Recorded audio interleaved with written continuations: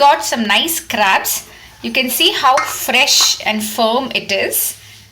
And I am going to make a crab curry today. It's called the Njandu Varutharacha curry in Malayalam. And Njandu is crabs and Varutharacha is dry roasted, coconut roasted and ground curry. So let's see how to make that. Here are the basic ingredients for our Njandu curry or crab curry.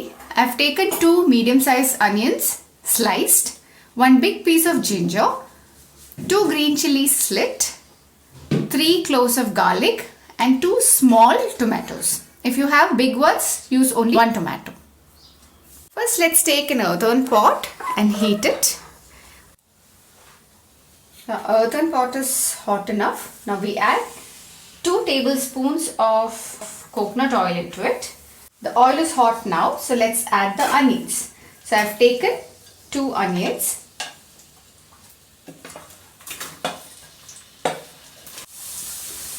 Saute the onion till it's golden brown.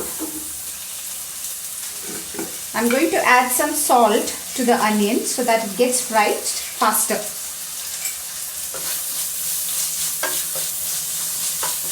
So first it turns translucent and then it becomes golden brown. We've added salt and now we are going to add the ginger pieces as well and the garlic. 1 big piece of ginger and 3 cloves of garlic are what I've used now. So saute all of them till the onions turn golden brown. First they'll turn translucent and then they'll be golden brown. After which we'll add the tomatoes and the masala powder. So we'll be using chilli powder, coriander powder and a garam masala. Garam masala I'm using here is a different one, not the one I use for biryani. So this one has more of fennel seeds and a little bit of peppercorns, star anise and the other spices. The onions are fried well. Now let's add the tomatoes. I've taken 2 small tomatoes. So if you have a medium one or slightly larger one, you can use just 1. Since I have only small tomatoes, I'm using 2. The tomatoes are soft now. It's fried and it's become soft. Now let's reduce the heat to low, simmer it and then add the masalas. We are adding half a tablespoon of chilli powder. I'm using Kashmiri chilli powder. 1.5 tablespoon of coriander powder.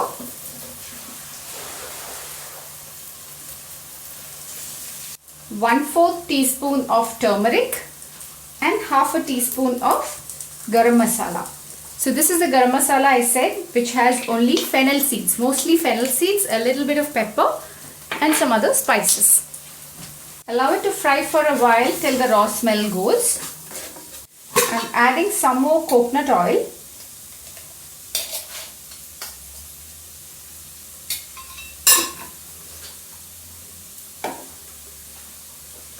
Saute it on very low flame till the raw smell of the masalas go. After this, we'll add the cut and cleaned crabs into this and allow the crabs to cook. Pour some water and allow the crabs to cook in this masala. Meanwhile, we'll roast the coconut, the grated coconut. The masalas are fried well. Now let's add the crab. The cut and cleaned crab and give it a good stir so that the masala is mixed well with the crab.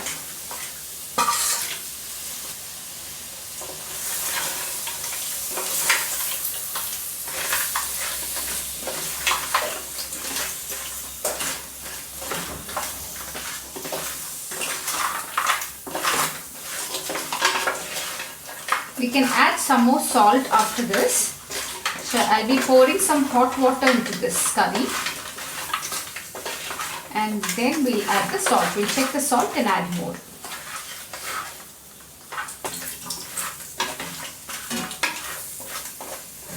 Now let's pour some water, hot water. I've taken 1.5 cups of hot water. So let's cook the crab in this masala water.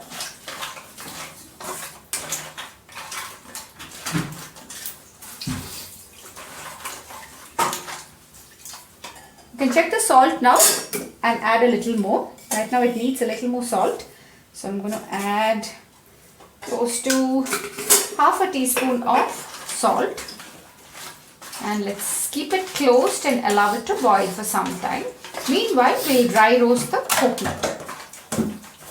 And increase the flame to high so that it starts boiling. Now that it's boiling, we'll reduce it to medium high and keep it closed. While the crab is getting cooked, let's dry roast the coconut.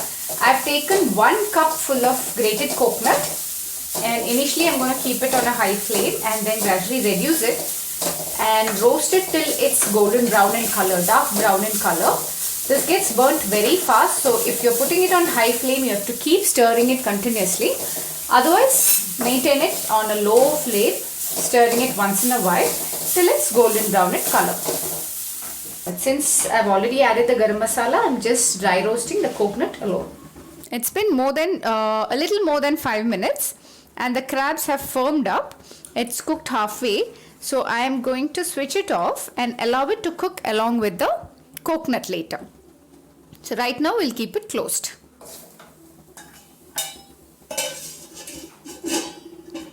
Till our coconut paste is done.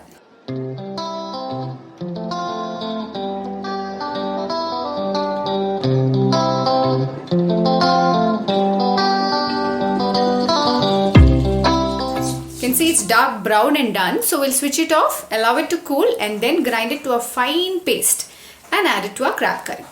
Make sure you remove it from the flame. Keep stirring even after you switch off for some time, and then cool it and grind it to a fine paste, because it continues to heat up and it might get burnt. So you can even transfer the roasted coconut onto a plate and allow it to cool there.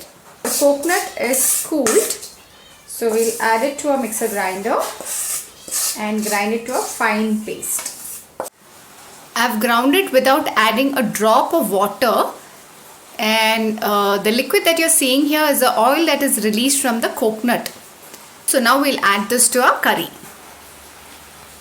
Let's add this to the crab.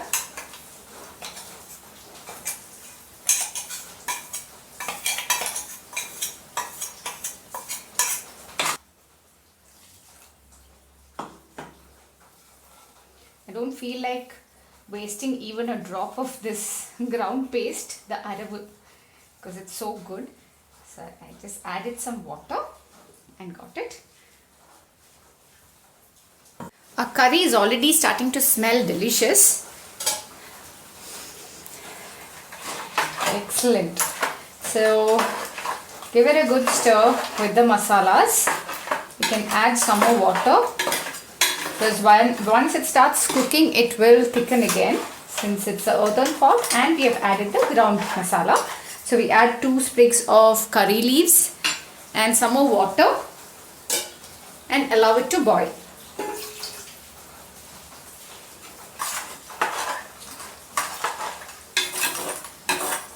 This curry can be had with chapatis or with rice, or rice rotis, or patri, the rice made with rice flour again. Best combination is the patri, the fried patri. You can have a little more salt, but let it cook and then we'll add the final bit. Allow it to boil on high flame. I'm going to add a little more water. So make sure you add only hot water to something that's cooking. Do not add cold water as it's cooking. I've taken some hot water and added to the curry. So later on, after it boils, if you need some more gravy, you can add some more hot water. As of now, this is the consistency. It will thicken now once it starts boiling, because it's an earthen pot and the ground masala is also there, the ground coconut paste. It's been 10 minutes now and the crab meat is perfectly cooked. So I'm going to add a pinch of sugar. So any of these masala gravies, we add a pinch of sugar for the taste to stand out. It brings out the flavor when you add a pinch of sugar. So I'm going to switch it off. If you want, you can season it again with some coconut oil, a pinch of garam masala, some curry leaves and some shallots, the small onions sliced lengthwise. You can season it with that and then add it here, but I'm not going to add any of those things here because right now it's perfect. So let's take it out. It's loose now. By the time it cools down, the consistency will be perfect. So a perfect Njandu masala curry is ready here. So do give it a try and let me know how you like it. Thank you very much for watching. Please don't forget to subscribe if you haven't already and click on the bell icon to get notifications on our upcoming videos. So I'm going to sit and eat now. Thank you very much for watching.